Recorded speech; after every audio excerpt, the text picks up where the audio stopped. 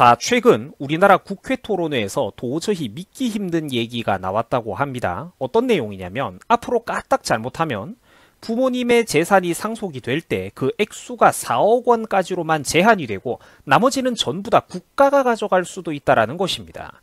자, 민주당 의원이 주최를 했던 국회 토론회에서 실제로 나왔던 의견이고 또 실제로 이 말도 안 되는 법안이 발의될 가능성도 높다라고 합니다. 부모님이 고생해가지고 평생 벌어모은 재산을 자식에게 물려주겠다라는 건데 여기에 국가가 끼어들고 있는 거예요. 상속과 증여 액수를 제한하고 나머지는 전부 다 국가가 뜯어가고 또 그 돈으로 그놈의 기본자산제리 뭐니 하는 것들을 만들겠다라고 합니다. 익숙한 단어들이 막 튀어나오고 있죠. 자, 정말입니다. 상속재산을 4억 원까지만 허용을 해주고 4억 원을 초과하는 액수에 대해서는 전부 다 국가에 귀속이 되어서 국민기본자산제라고 하는 이상한 법안을 실행하는 그런 재원으로 활용하겠다라는 겁니다. 결국 정말로 지금 우리나라에서 무서운 세상이 시작되려고 하고 있는 겁니다. 자, 그래서 지금 이렇게 여러분들이 상속이라고 검색만 해보셔도 상속 4억이라는 검색어가 자동 완성이 될 정도입니다. 그리고 이 소식과 관련된 뉴스 기사 자료들도 소량이지만 나오고는 있을 정도죠. 자세한 소식을 저와 함께 알아보겠습니다. 자, 최근 이 믿을 수 없는 법안에 대한 이야기는 민주당 국회의원인 김두관 의원이 주최를 했던 국회 토론회에서 실제로 나왔던 발언입니다. 김두관이가 지금 기본자산제라는 것을 도입하고 추진하려고 하고 있습니다.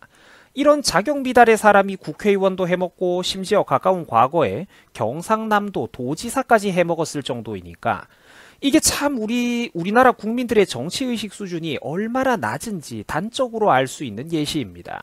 한 정치인을 바라볼 때 그 사람의 말이나 생각, 정치 철학을 바라보는 게 아니라 그냥 언론을 통해 가지고 만들어진 그런 착한 편, 나쁜 편 이렇게만 생각을 하고 막연하게 단순하게 투표를 하는 국민들이 전국에 너무너무 많다라는 것이죠.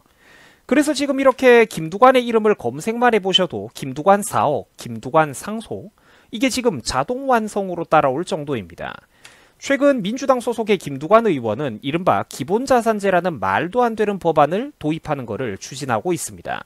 지난달 5일에 김두관 의원이 양극화 시대 왜 기본자산인가 라는 주제를 가지고 국회 토론회를 열었다라고 합니다. 그런데 문제는 그 내용이겠죠. 그리고 이미 주제와 제목만 키워드만 보셔도 솔직히 한숨부터 나오는 분들 많으실 겁니다. 양극화, 기본자산, 국민들에게 퍼주자, 부자들한테 뜯어내자. 결국 이런 내용의 되풀이라는 것이죠. 그리고 실제로 저 토론회는 그런 얘기의 연장선이었습니다. 김두관이는 당시 이런 얘기를 했습니다. 오늘날 자산이 없이는 엄청난 고소득자가 아닌 이상 자산 형성이 어렵다. 뭐 여기까지는 맞는 말이라고 볼 수도 있습니다. 그런데 저런 말을 하는 저 사람의 뉘앙스도 우리하고는 전혀 다르고 그 다음부터가 영 찝찝하다라는 거예요. 신생아 명의로 정부가 1인당 2천만 원씩 계좌에 다이렉트로 꽂아주자, 이율도 퍼다주자, 성인이 되면 인출할 수 있도록 하는 방안을 구상하고 있다. 이런 소리를 지금 자랑스럽게 떠들어대고 있습니다.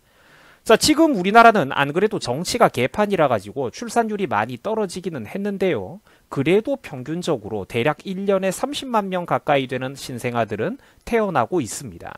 자, 얘네들한테 1인당 2천만 원씩 주려면 해마다 매년 6조 원 이상의 재원이 필요합니다. 뭐 물론 이 사람들이 워낙에 예산을 많이 낭비하다 보니까 이 6조라는 돈이 이제는 별로 크게 느껴지지 않기도 합니다만 말이죠. 자, 그런데 어쨌든 큰 돈입니다. 그런데 이 돈을, 천문학적인 돈을 어디서 마련을 하겠습니까? 그렇죠. 결국은 부자들한테 내 힘으로 열심히 먹고 살 수 있는 중산층 국민들, 시민들에게 그 재산에서 뜯겠다라는 거예요. 부자들과 내 힘으로 먹고 사는 중산층들에게 재산을 뜯어가지고 결국 이들에게 나눠주겠다라는 겁니다. 사람을 재산으로 구분짓고 편가르기를 해서 또 인구수가 더 많은 쪽의 표를 얻어가겠다라는 것입니다. 대한민국의 정치 수준 정말 너무나도 참담하지 않습니까? 국가 100년 대계를 생각하고 정말로 국민과 국익을 생각하는 인간이 대한민국에 이미 실종이 되어버렸습니다. 이런 사람들이 다들 나 장관이요, 나 국회의원이요, 나 도지사요 거들먹거리고 다니고 있다라는 거예요. 자기들보다 수백 배 똑똑한 청년들 위해 이렇게 무능한 어른들이 국가 최상위 지도층으로 군림하면서 이 이상한 나라가 돌아가고 있습니다. 기형적으로 돌아가고 있죠. 자, 김두관 의원이 개최했던 국회 토론회에서 소위 진보적 학자라는 사람들이 끼리끼리 모여가지고 이런 소리를 주고받았다라고 합니다. 기본 자산액을 1억 원으로 설정하자. 이 기준은 지들이 마음대로 잡는 거예요. 그리고 기본 자산의 4배인 즉 4억 원까지만 부모에게 상속 증여받게 하자. 그리고 초과되는 나머지 모든 상속 재산은 국가로 귀속시켜가지고 기본 자산제를 위한 재원으로 활용하면 된다라고 하고 있습니다. 아주 그냥 자기들 머릿속에 낙원을 만들겠다라고 정신 나간 소리를 하고 있죠. 안타깝다라는 겁니다, 여러분. 제가 이래가지고 학벌이나 스펙만 가지고 단순하게 사람을 평가하면 절대 안 된다라고 몇 번씩 경고를 했던 거예요. 우리나라의 대표적인 유명 명문대 가운데 하나인 그런 서강대 교수라는 인간이 저런 소리를 하고 있는 거예요. 근데 저런 식으로 세상 실물 경제를 피부로 체험해보지 못한 이런 학자 타입의 인간들 중에서 생각보다 저런 위험한 생각, 어리석은 생각을 가지고 있는 사람들 엄청나게 많습니다, 여러분. 대학 교수라고 해서 똑똑하고 세상에 통달한 거 절대 아닙니다. 한평생 책상머리 골방에 들어앉아가지고 얄팍하게 만들어진 자기 두뇌 속의 망상만 가지고 정치권에 줄 잘 만나가지고 위험한 생각을 그대로 여과 없이 국회, 정부 부처 장관급으로서 풀어내버리는 인간들 정말 많다라는 거예요. 실물 경제에 대해서 정말 하나도 모르는 인간들 대학 교수, 강단에 엄청나게 많습니다. 분명히 그 사람들이 명예는 가지고 있죠. 빛나는 화려한 학력, 타이틀은 가지고 있는데 실제 그들의 주장과 말의 내용을 보면 어설프기 그지없고 현실과는 완전히 동떨어져 있다는 거예요. 우리나라에 이런 교수들이 정말 많습니다. 이게 얼마나 위험한 생각이냐면 예를 들어가지고 부모님이 평생 동안 벌어모은 재산이 10억 원일 경우 6억 원은 국가가 가져가겠다라는 겁니다. 4억만 상속을 해야 되니까요. 부모 재산이 만약 100억이면 어떻게 되겠습니까? 96억 원을 국가가 가져가는 겁니다. 자식은 4억만 상속받아야 하니까요. 설마 이거를 우리 부모님 재산은 4억이 안 된다. 나는 물려받을 게 그만큼도 없다. 그래서 나는 이런 법을 지지한다. 이런 분은 제발 없으실 거라고 제가 믿고 싶습니다. 여러분, 이런 거는 정의가 아닙니다. 이런 식이라면 대한민국에 재능 있고 능력 있는 사람들 그 누구도 이런 공산국가 대한민국에서 살고 싶지가 않을 거예요. 공산국가입니다.